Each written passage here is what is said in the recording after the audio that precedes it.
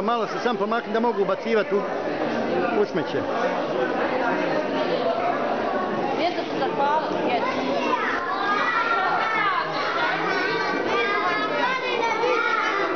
A hoće li neko od vas biti pčelar kad poraste? Ko će biti pčelar? Hoće, ali su oni u gradu, nemaju gdje u gradu držati. Pa mogu pčele, pa preko vikenda na selu kod deda, tamam tako. Amna, hoćeš ti ići sa svojim dedom, pčele? Nemaš još, baš. Nema prijatelja.